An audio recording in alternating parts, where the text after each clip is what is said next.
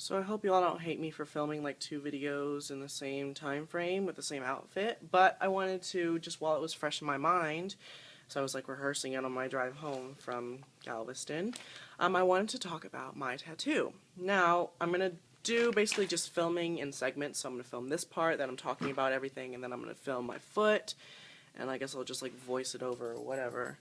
The dogs are here with me. So I live in the Houston area. And so let me explain the backstory. And I will film the stuff that I'm talking about too, but we'll just film it all the way through. How about that?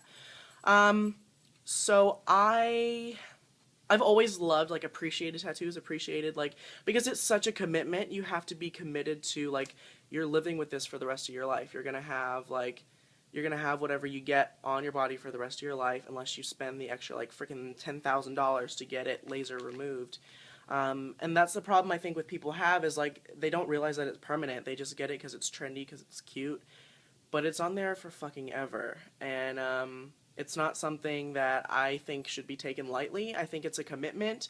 Like, and the same, I know, it's kind of funny because I notice the same kind of people who, like, just get tattoos just because they're cute are the same kind of people that, like, can't maintain a stable relationship, whether it be with, like, a romantic one or, like, with friends. And it's like, obviously you have commitment issues in more way than one. But I have always appreciated it. I really looked up to Jeffree Star for a long time because he lived his life as, like, a work of art, which I think is so cool to me. I mean, it's something that I probably could never do. I try to do, but it's something I really appreciate and, like, admire. And none of my family has tattoos. The only person who has tattoos in my family is my cousin, who not a great person. So it's not like my parents associated tattoos with, like, being a bad person by any means. They just didn't understand it, and they, like, I can understand why, like, not everyone gets it, and not everyone, like, sees why you would get a tattoo, but, and I don't know. So basically, my mom's the kind of person where she, like, will, like, find a way to teach me a lesson, and so she said that if you go get it done before you turn 18 somewhere sketchy, then, I mean, you're screwed, like, and you're going to be in big-ass trouble. But if you wait to get it on your birthday with me taking you, then you can have one. But you can't get another one after that until you graduate college with a bachelor's degree. And I said, okay. So I made an agreement with her. And so on my birthday this year, April 7th, 2013, and I Instagram this. If you're not following me on Instagram, I post a lot of pictures there all the time.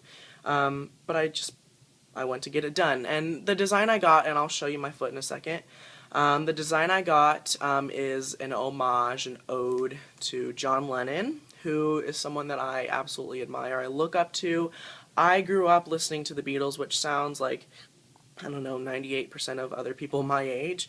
But I really like, the second CD I ever bought was the Beatles' #1 collection. The first CD I bought was Kids Bop. I'm not proud of that, but Beatles album #1s was the second album I ever got, and the second CD I ever bought with my own money, and I just remember, like, this is so cool. I loved it. It was, and through the years I just learned more and more about the Beatles, and John is someone who I really, I guess, gravitated towards because he always seemed to be the most, not outspoken, but he always had his opinion. He voiced it, but in a very, like, modest way. It wasn't like, listen the fuck up, I got something to tell you. It was more, he had his message, and when he started speaking, people would listen. And I think that's a rarity nowadays. There's not very many people that are iconic like that and that could, like, stop the world if they wanted to. So, obviously I was never alive when he was alive, but the fact that he has such a strong influence on society and culture today, even after, like, 30-something years after his death, that's a big deal to me, and that is, I mean, that's iconic. And the song Imagine is my favorite song of all time. And the funny thing is like, here's what I say to people. I like humanity, I just don't like people. I like humanity as a whole, I like the idea of humanity, but it's definitely true for me that a few bad apples can spoil the bunch, because there are evil people out there, there are bad people out there, there are a lot of people that I do not like. I love everybody, I don't like everybody. Which I guess is a good thing to say, and I'm really sort of a negative person when it comes to people. Like, I talk about people behind their backs, I make fun of people, but not in a way like if they have a mental disorder, I'll make fun of them, or if they're a certain skin color. No. It's people that try to be pretentious and that disrespect, like in high school when people disrespected teachers and like tried to make fun of them to their face just because they wanted to get a laugh out of their friends. Those are the kind of people I made fun of. The people that walk around with shirts that say "swag on you, make me a sandwich, bitch," that kind of stuff. No, can you not?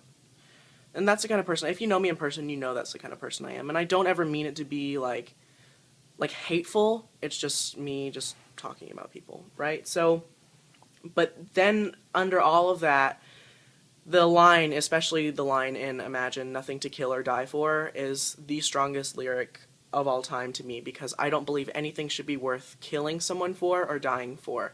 I think all wars that have ever happened could have been solved diplomatically and peacefully, and millions of lives from either domestic or foreign lives. I mean, I don't care what country we have like allies with or we're enemies with, like any life lost is, and it's not like it's a natural, like it's not people dying of natural causes, it's people slaughtering other people and then not having any remorse over it and doing it because someone told them to and because they're fighting for their country, which we won't even get into my whole stance on that kind of stuff, but I just don't think it should be it should come to having to kill someone to make a point or dying for something to have to make a point. Not that I don't respect martyrs and people who like died for what they believe in, but I just think nothing should have to be worth dying for because everything can work out if people just like get their head out of their ass, you know what I mean?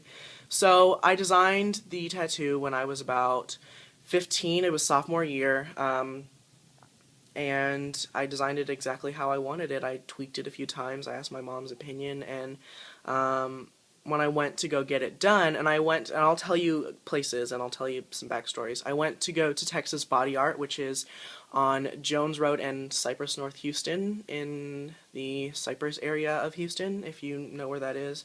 And I've had friends that have gone there before that have been really happy with it. But exactly a year before, I got the tattoo, I went to go visit a place called the Black Pearl, which is on 529 and I think Forest Heights. It's over in like the Copperfield area, if you know where that is, if you live in Houston.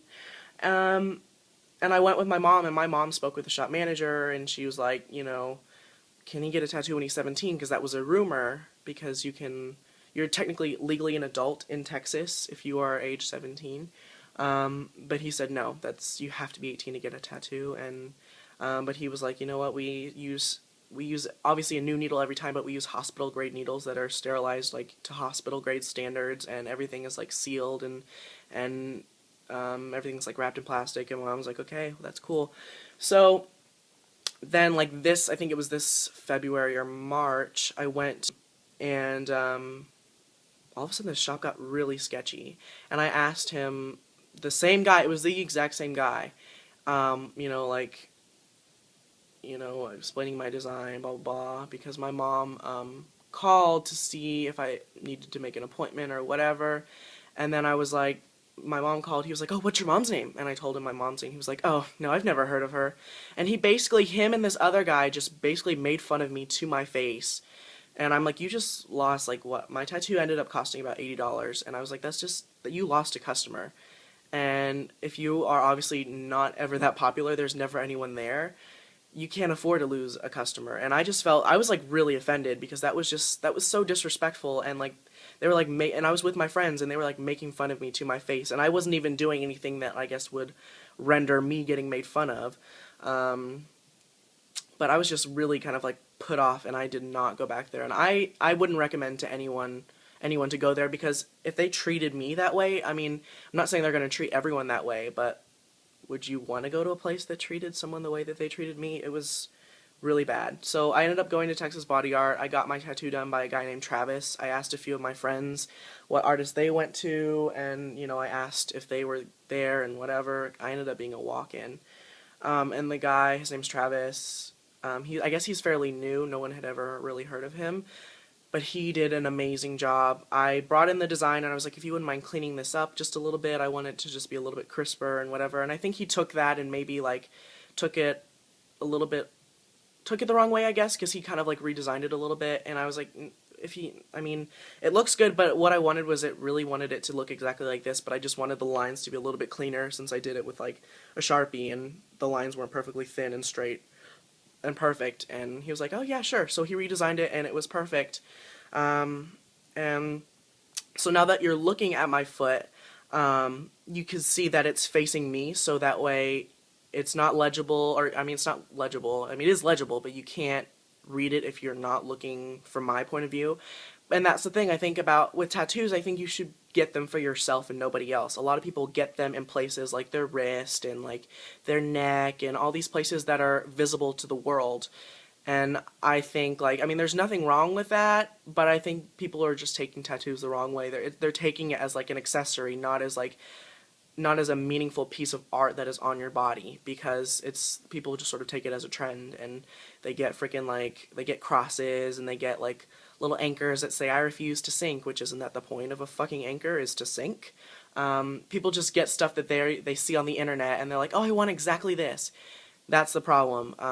I don't think anyone should ever get a tattoo that anyone else has ever gotten before, because it's like using like a stock photo on stuff. Like, there's no originality in it, and you're not getting it for the right reasons. You're getting it to show the world that you got a tattoo, not because it means anything to you. So that's why I got it facing me. And the guy, Travis, who did it, he was like, you know what, I think it's really cool, but I just want you to know that for the rest of your life, people are going to come up to you and tell you that it's backwards. And I was like, I know, I don't really care, actually, because I didn't get the tattoo for them, I got it for me.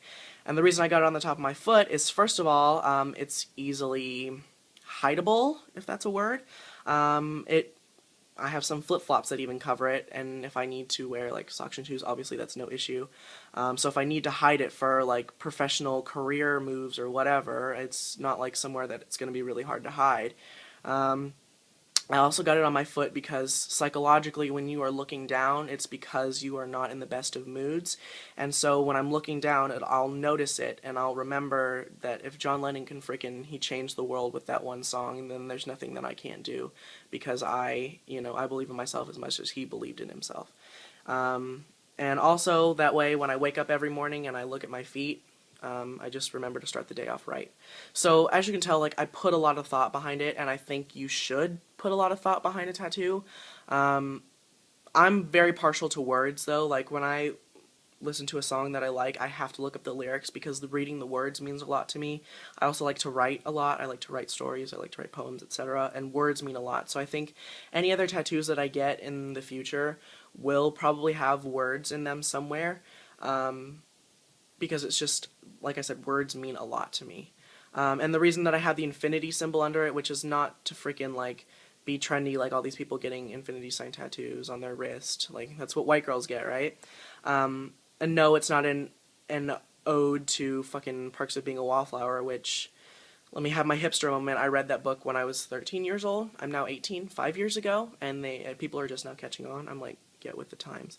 No, but I got the infinity sign because his song will live on forever, and the idea that he brought to the world will live on forever, and so just to always remember what he believed in.